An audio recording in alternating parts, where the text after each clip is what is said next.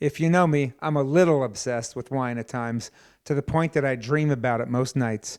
Today I get to realize a lot of those dreams as I walk among many of the true legends, and I'm bringing you along to what I consider the Wine Hall of Fame, believe it or not, in rural northwestern New Jersey.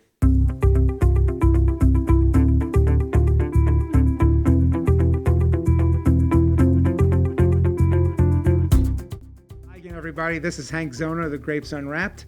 We're coming to you today from Hamburg, New Jersey, specifically Crystal Springs Resort and the Restaurant Latour. And I'm with Susanne Wagner. Susanne is a sommelier here. Susanne, thanks for having us in today. My pleasure. No, thank you. This is going to be really great because one of the things we wanted to do was come up here and see this spectacular wine collection here, which is one of the largest in the United States. And you're the person who oversees this on a daily basis. And I think that's pretty cool, and I think by the end of this, most people are going to think it is too. Yes. So how long have you been here at Restaurant Latour? I've opened Restaurant Latour 12 years ago. Ah. So I've been with Crystal Springs for 14 years now. Latour opened 12 years ago. And while I was waiting for Restaurant Latour to open, Gene Morverhill decided to build a wine cellar. 4 flights below us, literally in the cellar. And I was asked to help the wine director at the time. So I said yes, because at that time I had time. And I haven't left the cellar since. So, well, it's a great place to not have to leave. It really is spectacular, as we'll see soon. The restaurant grew out of the resort and out of Gene's wine collection, if I'm not mistaken, right? That's right, yes. He built a clubhouse 15 years ago. 14 years ago he decided to build the wine cellar, and then about 13 years ago he said, well, the wine cellar is really taking on a nice shape, so we really should have a fine dining restaurant to offer the wines we have in the cellar. Mm-hmm. And that's when the thought of Latour came about. Here today is a restaurant that is perennially in the top 25 in New Jersey. Correct. It's recognized as one of the finest wine collections and wine restaurants in the United States. 12 years actually since the restaurant's open. You've seen some significant changes both in the way people dine and the way people drink wine. Yes. Give us an example. Executive Chef Anthony Bucco, and Chef Martina Krowicka really focus on local ingredients, seasonal ingredients, everything fresh, quite light. There's a French touch to it, but the food is really light, very nicely presented. You can easily have 5 courses or a 7-course menu and not feel... not be wheeled out. Yes, exactly. Before we go downstairs to check on the roughly 75,000 bottles that are here, which is a fascinating number, and hopefully we'll be able to really show just how special it is down there and the breadth of the collection. We have something on the table that you said you like, and it sort of fits in with the philosophy of what's coming out of the kitchen these days, correct? That's correct. Okay. I'm really excited about it, and it's from California. It's from Dry Creek Valley, from the Old World Winery. David Trowbridge is the owner. He is mainly growing organic grapes. When you taste a natural wine compared to a commercially produced wine, you really can taste the difference. Right. And it's the perfect way to wet our whistle as we hit the elevator to go down into the 4 floors below. 4 floors, just how we are. That's right. Into what's going to be a remarkable playland of sorts, a Disneyland for me of wine. So. We will see you at the elevator and then head on down. We'll be back in a moment. Here and you can hear, we're here in the Latour kitchen, which to me is one of the cool things. I get to go behind the scenes, and we're gonna go not just behind the scenes now, but taking the service elevator that you're up and down in all night long, taking wines out of that amazing collection. So we're gonna hit that button if you can. And we're not just behind the scenes in the kitchen, we're gonna go behind the scenes and down into the scenes and into these amazing wine rooms. So, see you downstairs. So we just came off the elevator. We're about to do our walking tour of the Latour wine cellars, wine rooms, if you will. I'm glad Suzanne's here because I'd get lost. It's impressive. It's beautiful interconnection of really gorgeous rooms and spectacular wine collections. So currently we have 9 wine rooms. 9 wine rooms, which are all spectacular. The restaurant is named after Chateau Latour. Correct. And you have a pretty impressive Latour collection here, don't you? Yes, we have a vertical of almost 120 vintages. Only 120 vintages. Yes, going back to 1863. Wow. You're going to take me through these hallowed halls, aren't you? I'd love to. So Suzanne, this is really the heart of the collection. This is the Bordeaux room. And just to let you all know, there's a tour that's done here every day at 3 o'clock for any guests on the property. But they get to come along the outside. I'm the lucky guy who gets to actually come inside here. I'm afraid to touch anything. It's a bed of magnums of a who's who of Bordeaux. And you said that you refer to this as? My nursery. Your nursery. Yes. They just lay here like babies. Don't say a word. They're beautiful babies. They're very well-bred babies. Yes, they are. This is really as good as it gets.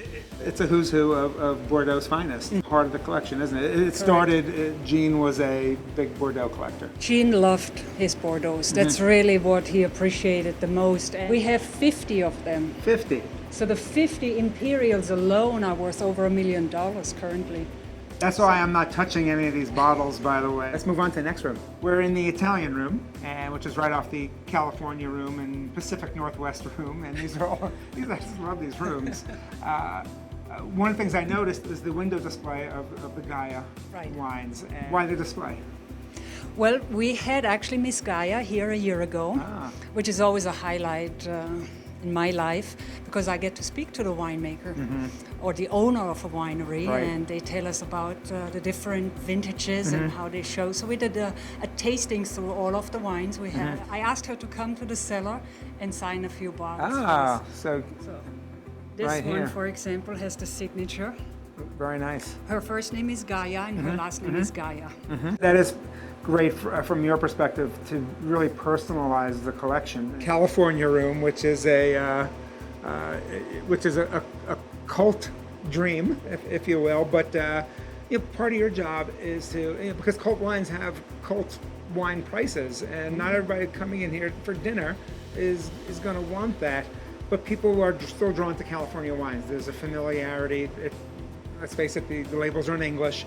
It helps, so people, there's more of a comfort level. Yes. So where are the values? Where are the values coming from, you find these days in California? Recently I have come across a Cabernet Sauvignon from Lake County, which is just a little bit north of Napa Valley. So it's the same soil type, it's the same microclimate, weather. Similar grapes, but it's not as expensive as the high wines. rent district. Exactly. Right. So that's a great region for value wines, but also in Paso Robles. Further south, they do a lot of experimentation now with Rhone varietals and more old world varietals, because the climate is so similar. It's the Mediterranean. True. So. And those play into your whole concept of providing food wines. Where to next? Let's go to Burgundy. All these rooms are like a heaven, like a dreamland. And I'm possibly here in what would be if I had to choose one cloud in this heaven, I think this would be the room I would choose. Where are we? We're in the Burgundy room. Burgundy, and not just Burgundy, it's Burgundy and a little smattering of the Rhone thrown in there too. So I'd be right to say this is maybe the most heavenly of rooms in here. I only agree. I would be in the same room. You would? Okay. Yes. Yes. This is. I passed. This is something special because here we have, again, the greatest names from Burgundy: Roumier, Musigny, all the high-end producers, Domaine de la Romanée-Conti. But we also have the smaller producers, the ones you don't hear of much, and excellent quality. Burgundy's Pinot Noir, that's the grape there, and Pinot Noir is a sommelier's best friend. Pinot Noir pairs with food. So I love this room because of the wines going so well with food, but I also think Pinot Noir is special. Part of this, you feel like a kid in a candy store. Now I feel like I'm in the candy store looking out at the people on the street, and the way the cellar's lined up here. There's the walkway, and all the windows have spectacular collections in them. But I have to say, this is the window that I probably really paused that and had to catch my breath. This window with. Tell us what's in this window here and what your experience has been with it. Well, this to me is as good as it gets when it comes to Burgundy. Mm-hmm. This is Pinot Noir from the producer Domaine de la Romanée Conti. Mm-hmm. Very small production, they just make a few hundred cases, so it's very difficult to get your hands on this particular wines. So they became cult wine. Collectors really are after these wines because it's such a great investment if you can get your hands on these bottles. The prices go up almost yearly. So crazy these days, Burgundy. Oh yeah, so all these bottles sell between $1,000 and $30,000 a bottle. It's amazing, but this is so silky, so soft. It's expressive and subtle at the same time. It's fruity, it's floral, it has spicy notes, it's elegant. Right. It has all of it. It's so complex, so intriguing.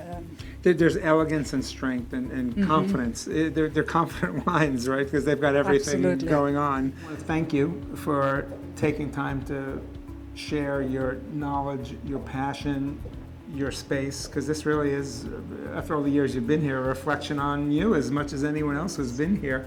And I appreciate that, because it's, as we said earlier, wine is personal, and you've given us a real personal and historic and real connective view of what's happening here. And it's nice to have started this day out and to end it with a beautiful glass of wine. So thank you so much for having us. My pleasure. Cheers. Cheers to you. You're welcome back anytime. Thank you. I like hearing that. I don't hear that from a lot of my friends. This is Hank Zona, the Grapes Unwrapped. Join me next time as we get to know wine and share some great stories. It's a lot to manage. Yes, I have my hands full, and we'll keep it at around 75,000 bottles. So. That's a nice number. Yes.